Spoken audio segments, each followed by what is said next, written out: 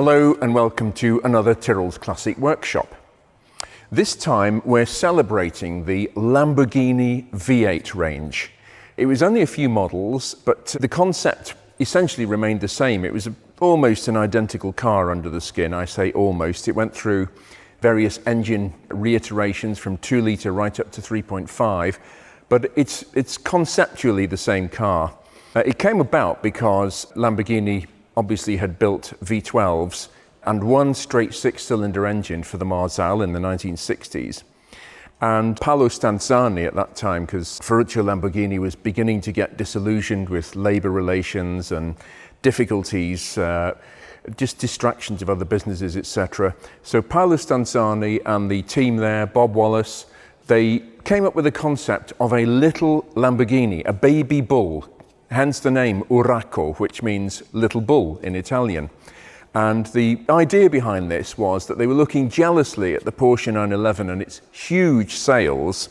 And also Enzo Ferrari had come along with the Dino 206 GT initially, then the 246, which were 2 litre and 2.4 respectively. And these were small cars, 2-seater in the Dino's case, just about a 2+2, 2 front seats plus 2 tiny child seats in the back in the 911's case. And it was quite a lucrative market for the person in the 1960s, a B-list international jet setter, shall we say, who couldn't afford a V12 engined supercar, but wanted something really special.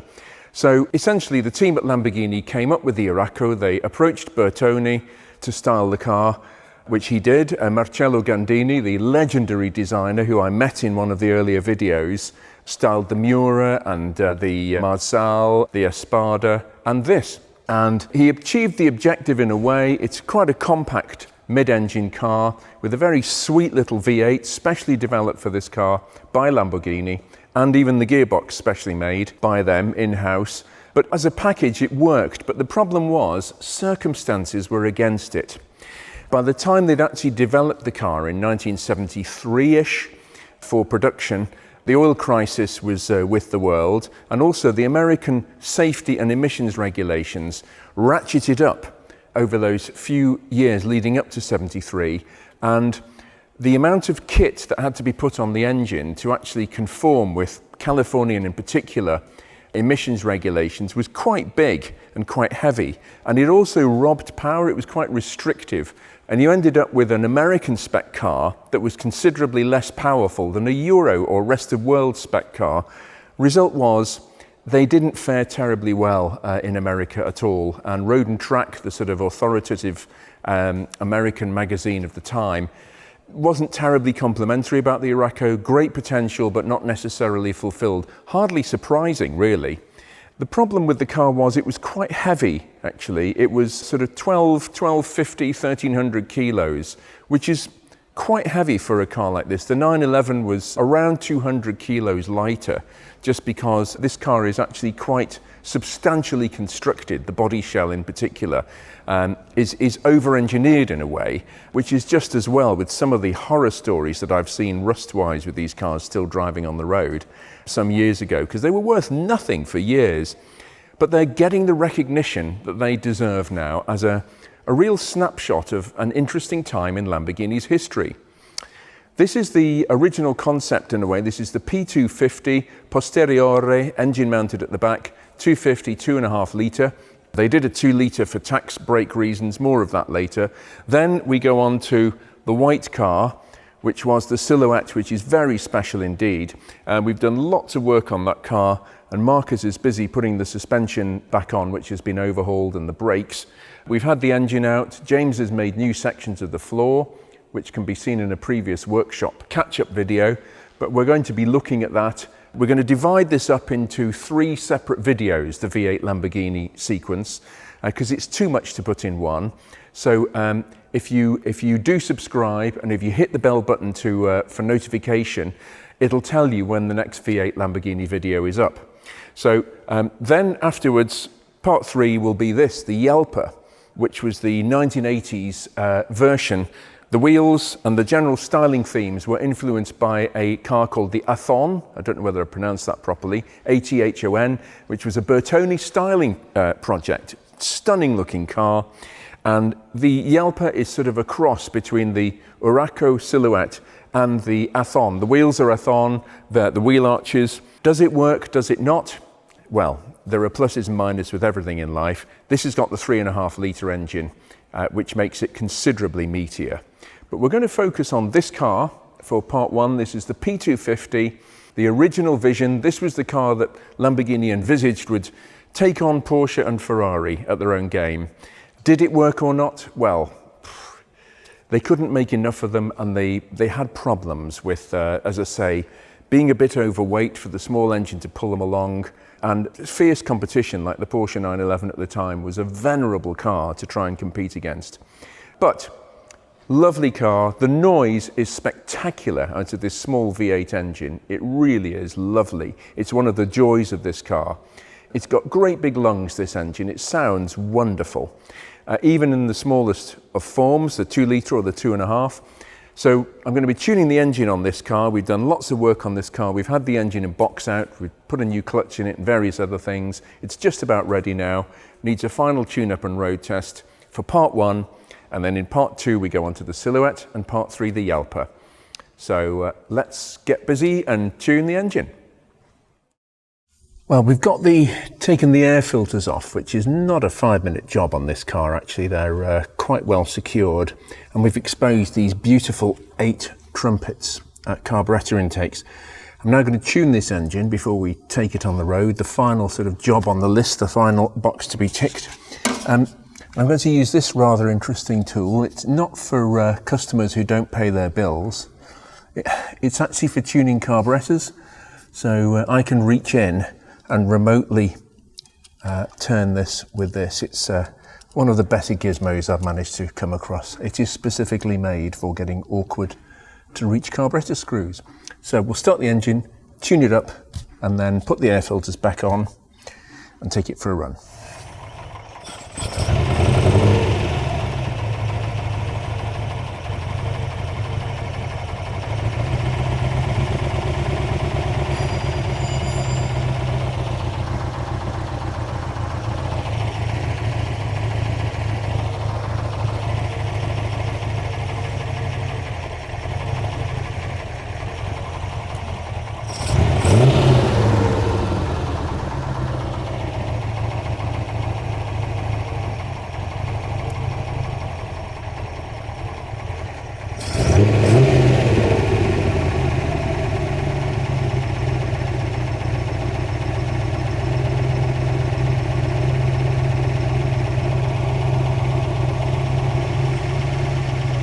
Getting close now.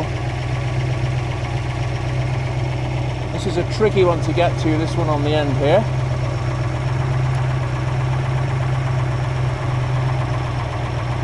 Yeah, it's getting lumpy again, so that needs to come out.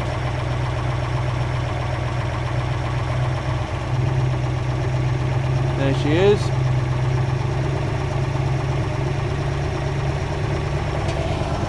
Sounding good.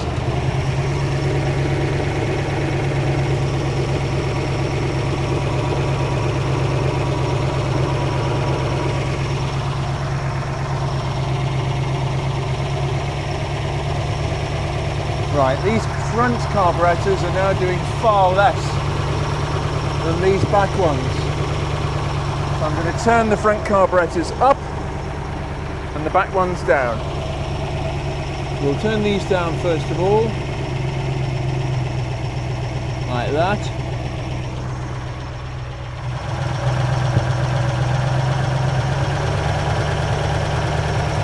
There we are, getting better.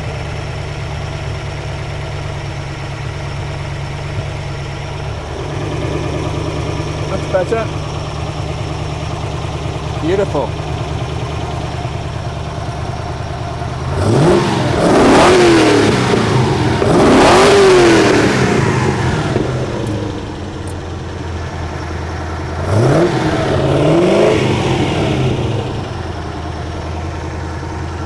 Not ticking over too quickly as it comes into tune. So we'll just wind this down a bit. Same at the back. There it is. Lovely. Ready for a run. Well, the chances of having 3 V8 Lamborghinis, one of each model, in at the same time and the same place, of all the gin joints in all the world, they had to come into mine, is very special, really. It's never happened before that I can remember. So yeah, we're on the road, we're just warming up the P250 now, and this was originally made in 2 engine sizes, 2 litre, for the punitive Italian tax laws above that threshold, 2000cc. Different manufacturers approached tax in different ways. With Britain, it was, in the olden days, it was bore size, which is why so many British engines actually had long stroke, because the bore was the determining factor. But with Italy, 2000cc was a huge watershed, so Ferrari made the 208 GTS and GTB, which was turbocharged to make up for the power loss. But Lamborghini didn't do that. And as I said before, these were launched about 3 or 4 years after they were intended to be. But it's still a peach of a car. Lovely mid-engined layout, very much as I mentioned earlier, in the vein of the Ferrari 308 GT4. In fact, under the skin they are conceptually the same car. The Ferrari has a separate chassis, but this doesn't. But you know, conceptually they're the same car, same room in the back, same layout, same engine location, etc. And it worked very well as the Ferrari 308 GT4. But the one enduring quality about all these engines is their sound. They sound absolutely glorious. This is a V8 that was intended to have only 1 choke per cylinder, Weber carburetors on the top of it, and it really does sound lovely. They've got the exhaust just right, the intake with those 8 bellowing trumpets. Okay, it's not the fastest car on the planet by any stretch of the imagination, this P250, 2.5 litre, single cam V8, but it is an absolute joy. Interestingly, the Urraco, when it was conceived in 1970, was one of the first engines to be machined by computer-controlled milling machines and drills and things like that. It was sort of the precursor of CNC, and it was all done by a tape system that ran through the machine, made by Olivetti, the typewriter people, and it instructed the machine to machine the cylinder head, mating surface, drill the valve guides, cut the valve seats. An amazing bit of kit, and that was 51 years ago. Yeah, everything's up to normal now, pressure, temperature, oil temperature. So I'm going to just put this car through its paces, trying to select the right gear, and let's just open the taps a bit.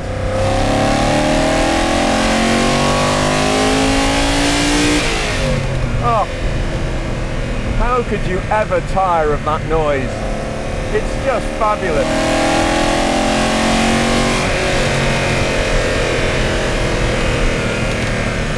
It's hard to believe a little 2.5 litre V8 could do that.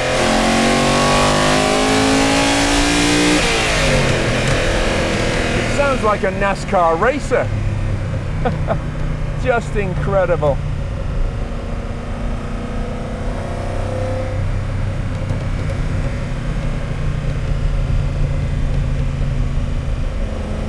I'm not going to push this car through the corners because it's 50 years old, and I don't know, you know, it's not a brand new car, but it does handle very sweetly. The steering is quite low geared. It's not particularly direct around the straight ahead, but that's the way Bob Wallace engineered it. But the really clever thing about the suspension on this car is all 4 corners are McPherson strut suspension, which is a very simple concept. It was devised, it wasn't originally thought out, but it was, I believe, patented by an engineer called McPherson, and they became known as the McPherson strut. Very simple system. Yeah, the McPherson strut is simply what is used in a huge amount of modern cars today, but not so common in 1970. It's a coil-over spring and shock absorber, top mounting, which pivots or not, according to whether it's the front or the back for the steering, and a A-shaped wishbone on the bottom, and a sort of a ball joint above the A-arm. It's a very simple system, and it works ever so well. And Bob Wallace, the real clever bit of these cars is the way Bob Wallace managed to develop such a simple concept into one that worked so well. Ferrari went for the more complex solution of having double wishbone suspension on each corner, but this, in terms of handling, this gives very little away to the Ferrari 308 GT4. This is it's just such a delightful little bull, this car, Urraco. And you can almost squeeze a couple of people in the back, provided they're less than 6 inches tall. No, I mean, you can, it's called a 2+2, which is pushing it a bit, really. Two seats in the front and two sort of egg cups in the back. But yeah, if you want to, 4 of you could clamber out of this car for your Sunday lunch or wherever you want to go. But the sound.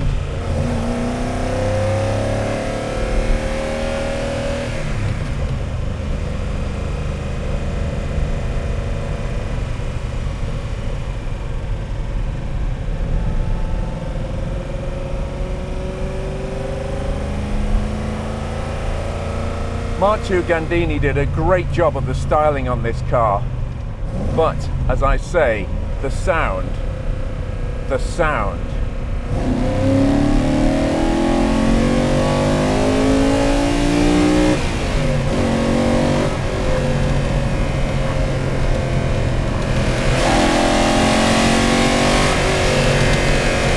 Woo!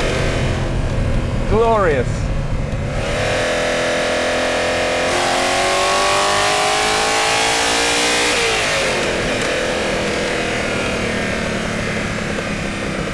Well, that concludes another Tyrrell's Classic Workshop. As I say, if you are interested in part 2 and part 3, the Silhouette and the Jalpa, the other baby V8 Lamborghinis, please remember to subscribe and press the notification button so that you'll let know when the other videos come up. And thanks very much for watching, and we'll be back with something else very soon.